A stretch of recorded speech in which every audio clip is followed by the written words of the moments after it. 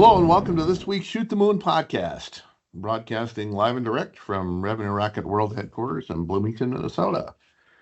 As you know, if you tune in regularly, Revenue Rocket is the world's premier growth strategy and M&A advisor to tech services firms.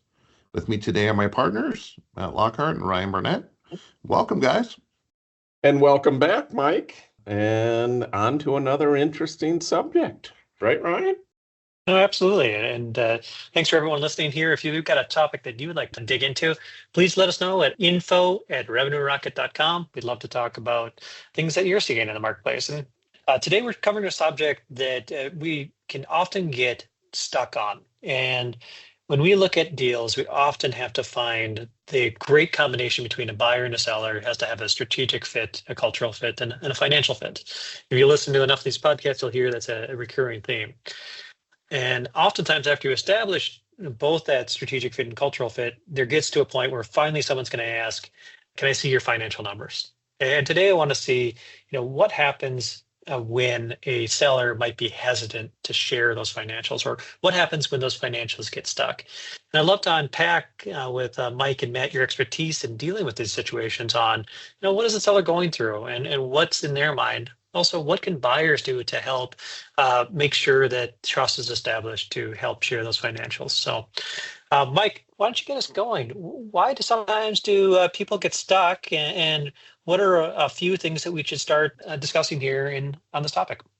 Yeah, well, I'll just start with the basics of, all deals. We've heard you say this before, if you've tuned in, that all deals need to line up strategically, culturally, and financially, typically in that order. And, oftentimes deals will line up strategically and culturally, but the financials are not in a place, what we'll call loosely financial hygiene, is not in a place where the sellers can actually provide the numbers to a potential buyer in a way that they can make sense of them. And so first and foremost, I would encourage, if you're operating your business and, you're growing it and focused on getting to the next level, that you do take time to have good corporate financial hygiene, that you do work with a good financial advisor, CPA, to get a standard chart of accounts and a clean balance sheet and move your business to an accrual set of books. Oftentimes when firms start out, they start more running their business on a cash basis. Maybe they're not really focused on their balance sheet. In order for a suitor, a buyer, and actually in order for you as a potential business owner to do any acquisitions of your own, or to really work in a material way with your bank to fund, material business expansion, good corporate financial hygiene is critical. So I certainly would recommend that sellers start there. From a buyer perspective, buyers need to understand that, when you're beginning a relationship with a potential seller, that you need to put as much weight and focus and energy on the strategic alignment and cultural alignment components as well as financial, and to really begin to develop a relationship with a potential seller before you're just running to the numbers and figuring out a value, because it's about all three of those things. And sometimes we see buyers that are a little too anxious and wanting to look at numbers right away. And, and there's some level of people who are reticent to send those numbers if they're a seller, if maybe there's not good alignment in those numbers, or maybe they haven't spent the time they know they need to spend in order to get to a standard set of financial numbers from an organization perspective.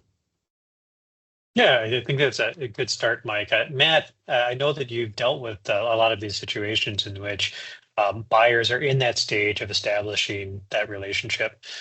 Matt, what advice can you give to buyers to set the stage before you even get to that financial request?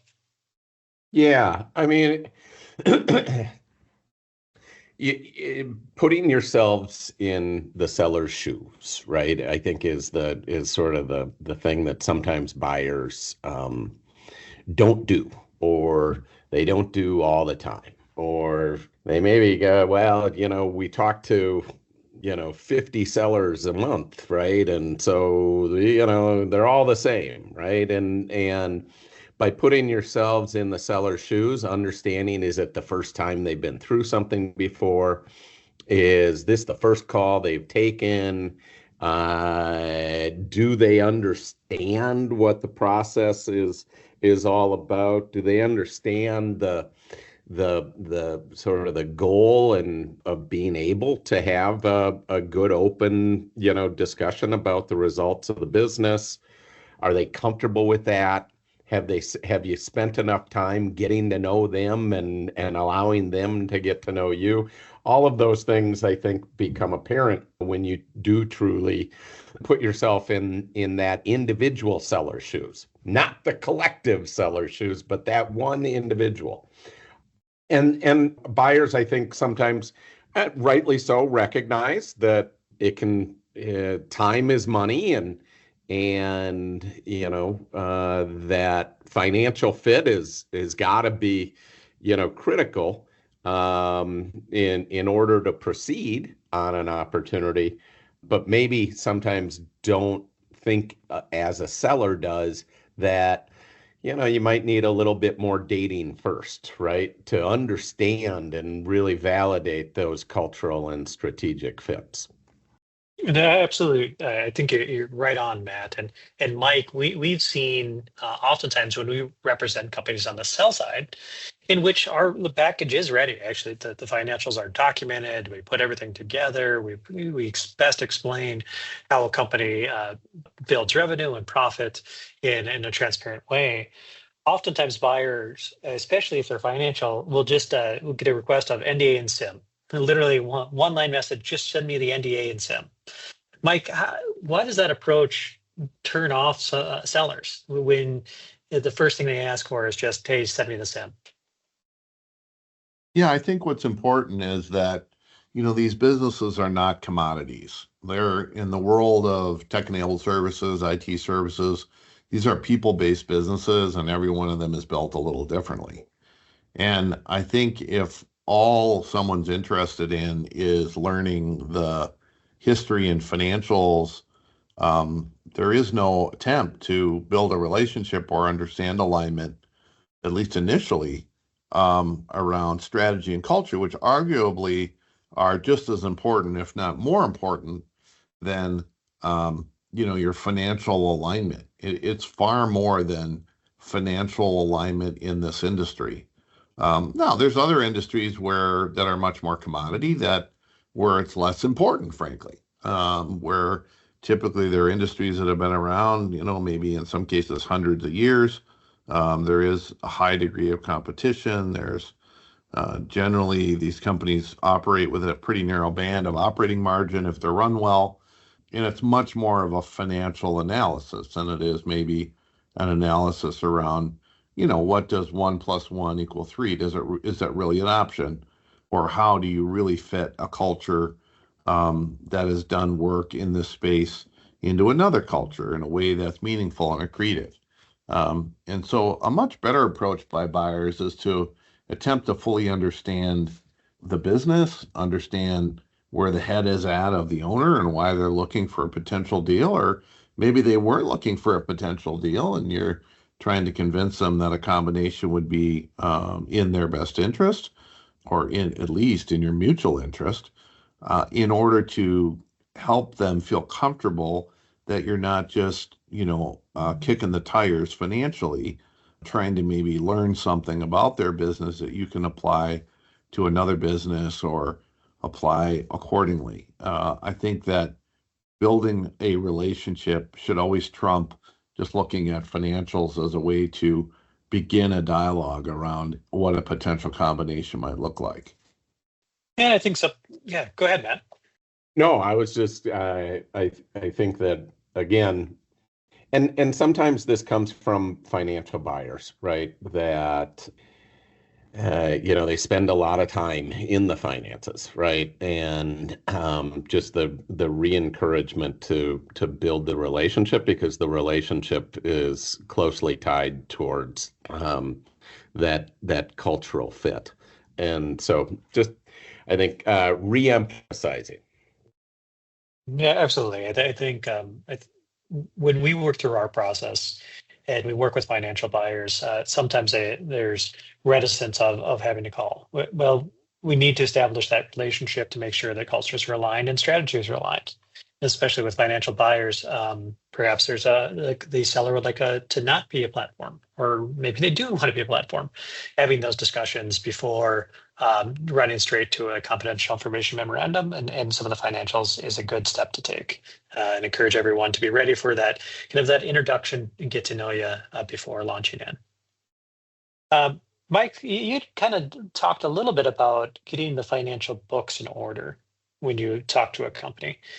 And sometimes when a financial request gets stalled, can you help me understand what are some reasons that someone may stall on their financials? And why might someone have a logical way to perhaps wait and say, hey, maybe I'm not ready to share this yet?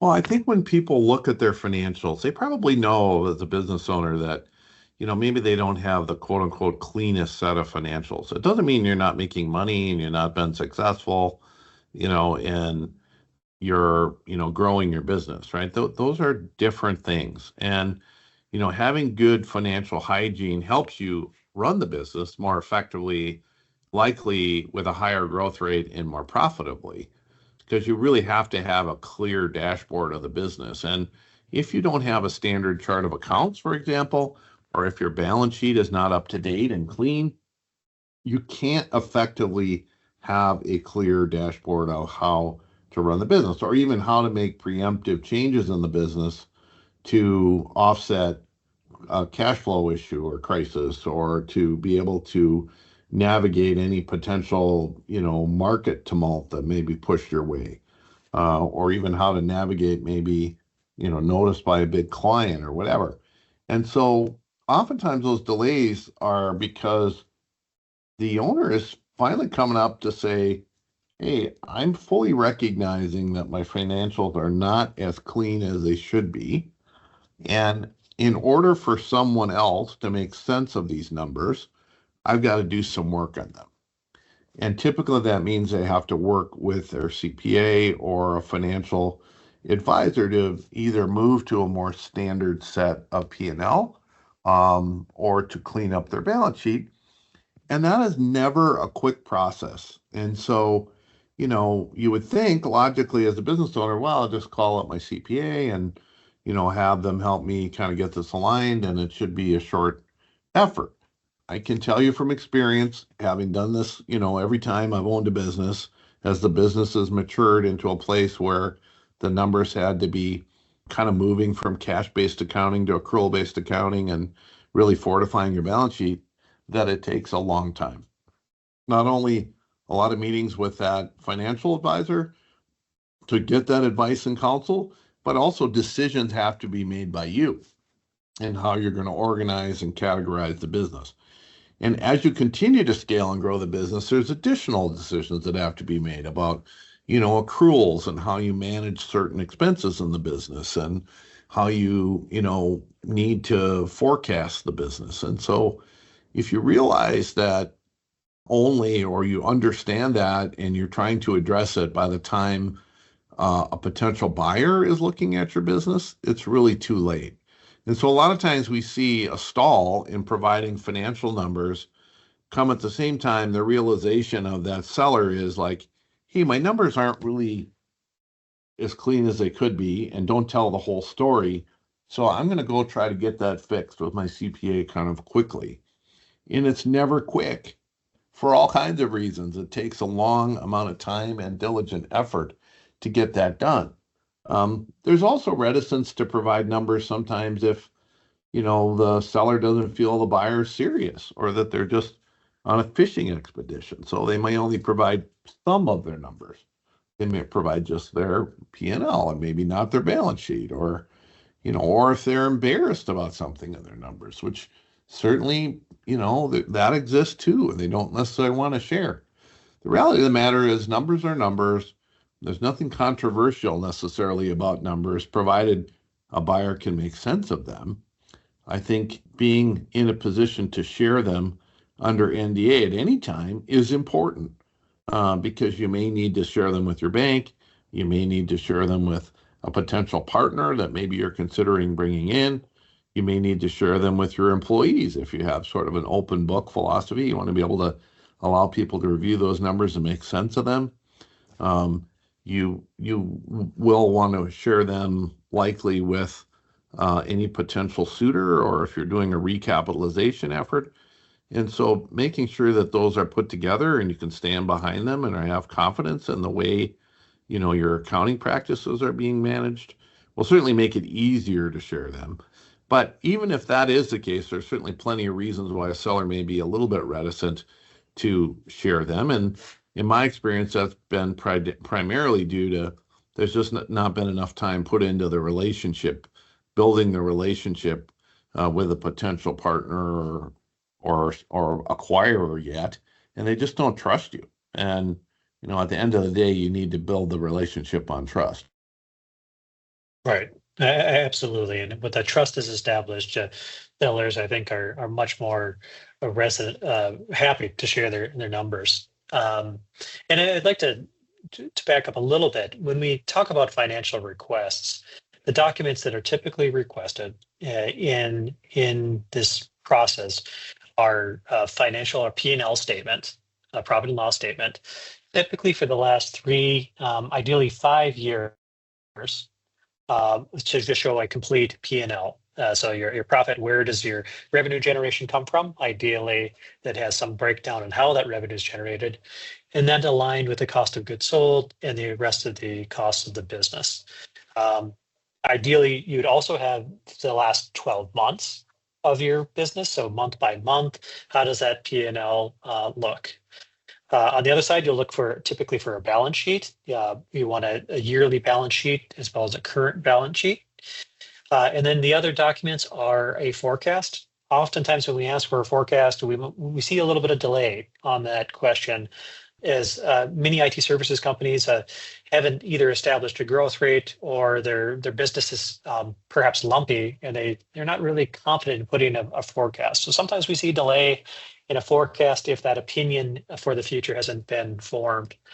And then the last thing we typically look for is owner add backs. And we've had a few podcasts on owner add backs, but when you run your business and you have the opportunity to run some of the expenses through the business, or you have one-time expenses that may not be contributing to profit, you want to have a good list of those add backs to be clear. So again, P&L, balance sheet, forecast, and add backs. And those should be things you have on hand, relatively on hand. Yes and no, right? I mean, to your point, some smaller IT services firms haven't really exercised the muscles around forecasting in a consistent way, and they may not have thought about add backs, right? So one of the things that we can do is we can limit the request, 3 years, current year, P&L, past 3 years of balance sheet. That gives a good picture. And then we can work with sellers who maybe haven't exercised some of those muscles, or haven't really thought through or understood, what add backs are, and we can help with those, right? So that's another, as a means of facilitating and enabling. You can sort of advise and bring sellers who aren't used to this along in the process. Yeah, I'll put a shameless plug for an M&A advisor at this point. Working, and oftentimes when we're working with buyers on the buy side of a campaign, we take that approach, or even that Dutch, Mike, you call it the Dutch uncle approach, of really leading someone through the process. And there becomes a collaboration with the seller to build trust and to walk them through this document. At the end of the day, deals get done between a willing buyer and a willing seller. And in order to get to that, there has to be a bit of transparency in the process to make sure that everyone's aligned. And as that request will start out relatively light, the more you get into the process and you get under a letter of intent and you get into due diligence, those requests are going to become more and more substantial. And so to your point, Matt, just starting out, there's got to be buyers have to have some semblance of what they're at. And I will say that a P&L is there's not a lot of differentiation or trade secrets that sit in a P&L. And so if you're thinking about, hey, I'm giving my business away, A, you're under a non-disclosure agreement, but B, your P&L just tells the financial story. And buyers need that baseline in order to provide an offer to acquire your company. Mike, just one more question here. You talked about a number of companies that have their financials perhaps not in order. And Matt, feel free to jump on this one too, but sellers sometimes, if they have not had a great year, or perhaps the forecast is a little bit lighter than they've expected, should companies engage in M&A discussions if they have had a marginal year? And what can you do to help show kind of the truth of where you're at and maybe what the future could look like? Whoever comes off mute first can answer this. Well, I think, I'll just jump in. I mean, I think the reality of us, full transparency is important, regardless, right? If you've decided that you're going to engage in a conversation, maybe you go back and look at your numbers and you go, oh, maybe they're not as good as I thought they were, or we've taken some lumps this year. That's how business goes, right? There's ups and downs in business. I think the long-term trend is far more important. And I think most smart buyers understand that as well. And, whether it is you got notice from a client or something's rolled off or whatever, doesn't mean that a good deal can't be made. And I think conventional wisdom would say, well, you certainly want to sell on a big high or recap on a big high when you've had a great year, your best year ever, and all that. And as much as that helps, it's not the only time when you could transact a deal. And it's not only the time that you can transact a deal that's fair, because certainly I think buyers understand the market dynamics that are at play out there, and they understand that everyone can have, some up years and some down years, and they're going to look at the long-term trends of the business, I think, and, want to understand the specifics, of course, like, hey, what happened here, what happened there, but if they can understand that in a meaningful way and see that it was, maybe more of a one-off situation, then I think their interest won't wane. And the impact to your value is what it is. I mean, I think what's important to note is that when you think about the value of your business, it's not just a 1-year point in time valuation that's at play here. It's what's happened over the last several years in the business. What does the forecast really look like? Where are you at achieving, net new bookings in the forecast? And so I think, the full picture, the fulsome picture and transparent picture is far more important, I think, to the whole discussion. And, making a decision to go to market is a personal one, and for regardless if you're selling in or selling out. And the timing of that has a lot more to do, in my personal experience, than just with your near-term financial performance, right? Maybe it's you're approaching retirement. Maybe you've had a bad health diagnosis. Maybe someone in your family has. Maybe there's just a whole host of options or issues that are at play here. And so trying to time the market when to sell your firm is kind of hard. I think, having consistent performance over time is what builds value, and that's what you should be focused on. Yeah, great advice there, Mike. That's really the questions I had here. What I heard was buyers, you really need to establish trust, and you need to establish a relationship to kind of earn the right to the financial documents. And so spend some time building that relationship to get there, and to make sure that you understand the business, and you're aligned on future goals. So that's going to be things like, what do you want to be? What do you want to do in the business? Do you want to stay in? Do you want to sell in? Are you open to working with this company for a long time, or do you want to get out? So having some of those questions in your mind are helpful. From a seller, just I heard that get your financial books in order. I think that's a general business practice, but in the case where you're looking to share those financials, there's a bit more of a spotlight there. I also heard that financial documents should be just a course of your business, and being transparent in their use is critical. So sharing those with a buyer can help them quickly move along the process, and it's not something you should get stalled at. Also heard it's great to keep your business and work towards moving it up and to the right and help maximizing the business. But there might be an opportunity at hand that can either pay for future success or that can help get you out of the situation that you're in today. Matt, anything you would like to add to this? Well, I think the last thing is that's what advisors are here for. Is we help. we help both buyers and sellers make the process go easier. In the case of sellers, we help organize the financials, have them ready, have it so that it is an easier process. And for buyers, our part of our job is to read the room and understand how to curate the early stages of a potential relationship with a seller who may not be on the market or may not have ever been through the process before. So that's why we help get things done. Right, Mike? Absolutely.